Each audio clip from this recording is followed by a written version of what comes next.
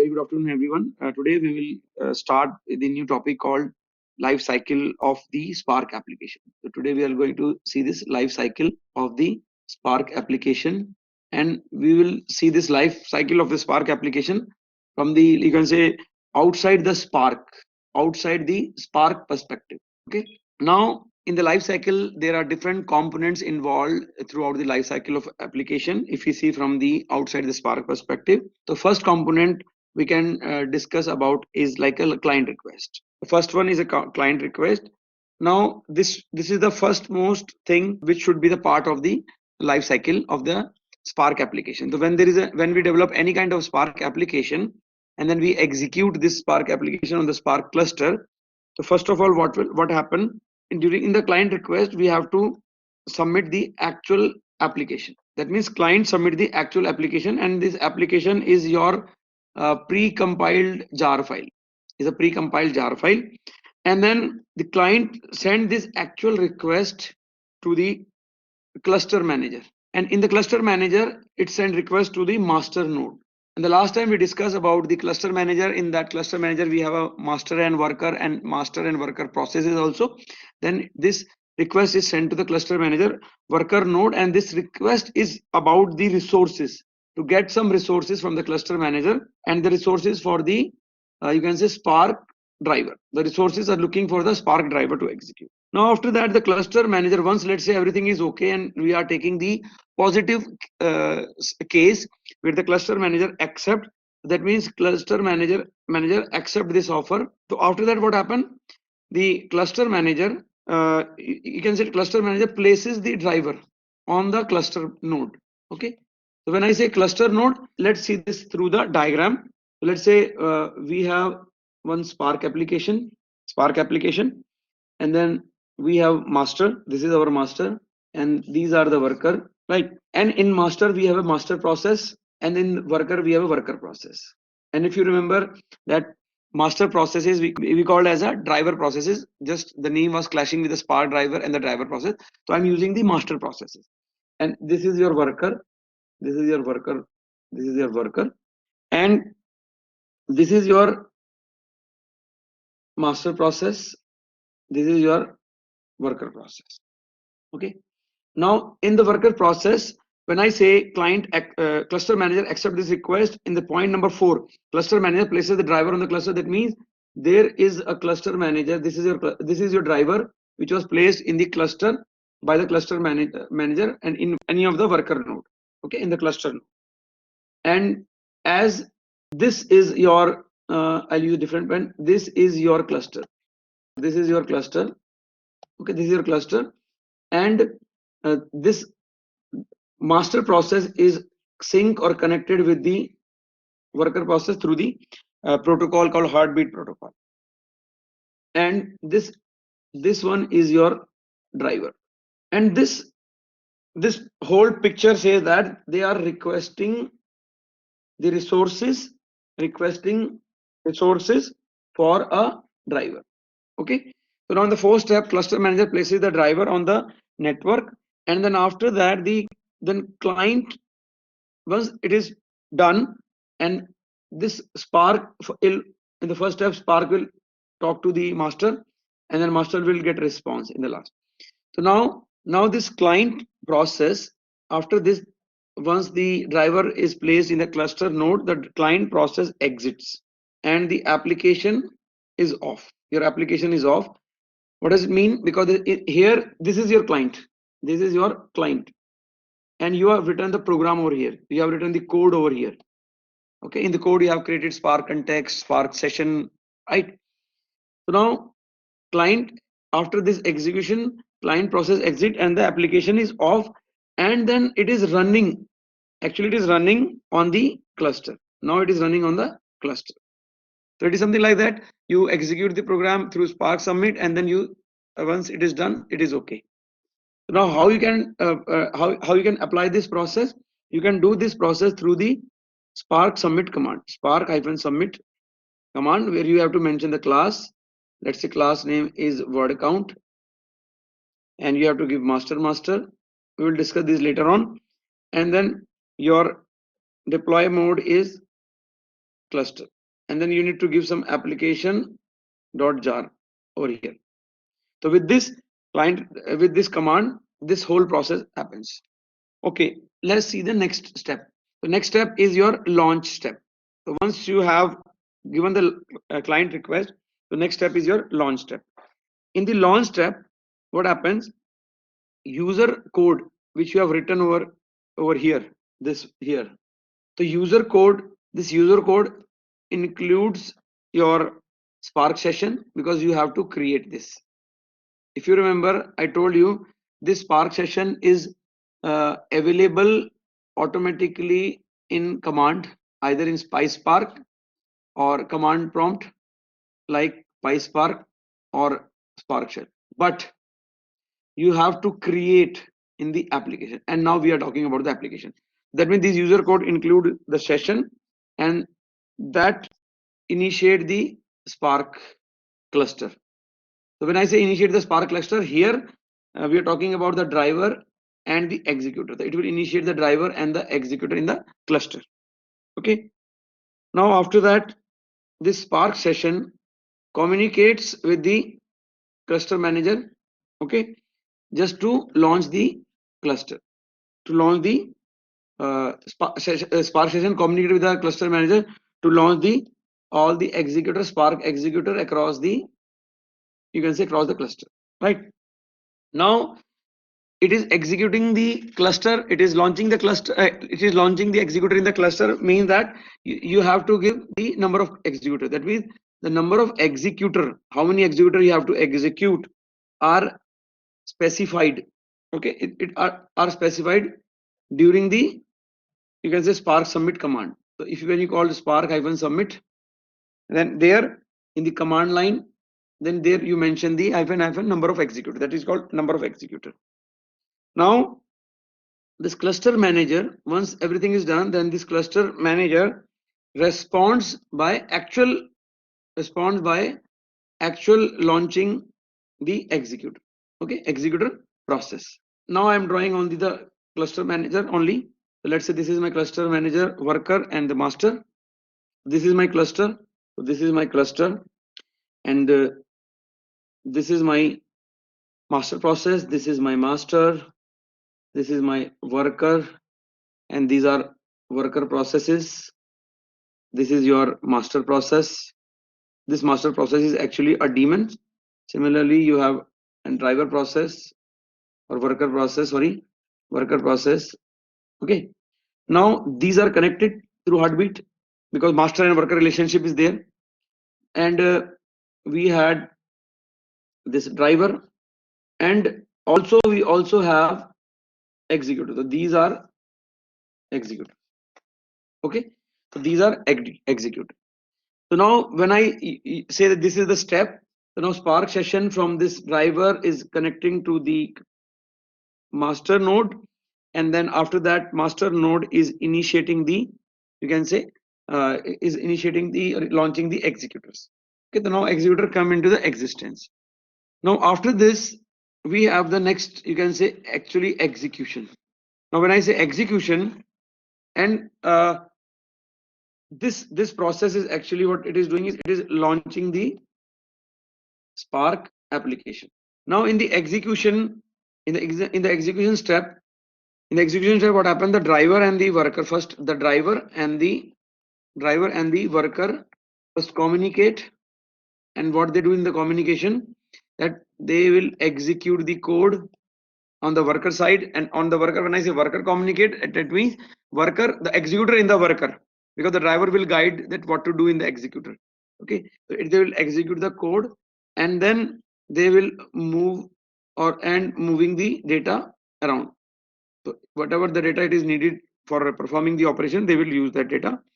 And then after that, you can say driver will actually schedule the tasks. The driver will schedule the task on each worker node on the is executor. Now each worker, after that each worker will respond with the status. What kind of status it is? It will respond with the status of the task. So whatever the task you assign, it will send the status, and status can be your success or it can be your failure. right? After that, another step you can say is a completion process. On the completion, what happened? Let's say after the Spark application completes, okay, on completion it completes, the driver process will exit. The driver process exit with the status like success or failure. So Spark, after Spark application, the driver process will exit and the cluster manager will remove the, or you can say cluster manager will then shut down the cluster. Okay, so before shutdowning, that means not cluster shutdown, but the process what we are executing, it will shut down those tracks, and those process is a part of the executor. That means cluster manager will shut down the executor over here, and the executor in the Spark cluster. Okay, the executor in the Spark cluster for this particular driver. So guys, this is about the life cycle of the Spark application when we see from the outside the Spark cluster. Okay, so that includes your client request, then after that it launches, and then it actually executes, and then it completes. It will do the completion part also. Okay, so this is about the life cycle of Spark application. So now let's see the life cycle of Spark application again from inside Spark, right? So now in this, when I say from the Spark application life cycle, uh, how it starts inside the Spark, let's say we can say each application is actually made up of what? One or more jobs. So when I say jobs, I'm talking about the Spark jobs. Okay. Now the first step, very first step we need to do is to create the Spark session. And how we can create this? I'm using a Python over here. So we have to call like from PySpark dot SQL, and then I will call import Spark session, and then I'm using some variable. Let's say Spark. I'm using a variable Spark is equal to Spark session dot builder dot master, and if I am giving the master is equal to local, and then if I want to make like some application given name to the given application, I can write word count, and then if you want to set some configuration, you can call config, and then you can put some values over here, and then after that you can call get or create. You remember this function get or create? So with this you can initiate the Spark sequence. Now what happened with this Spark session, what we get in the application, because we are now creating, we don't have the Spark session object implicitly available, but we need to create in the application.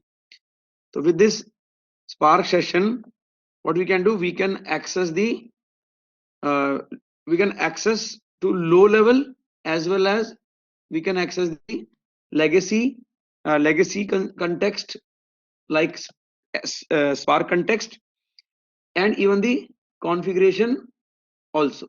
Now the Spark session is added in the Spark in 2.x.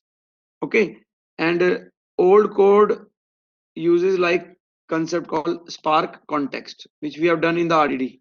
Or you can say we have SQL context as well as Hive context are available with us, and these two are used for the structured API. When I say structured API, I mean to say that uh, we will use we are going to, or this SQL context and Hive context are used with the table kind of stuffs.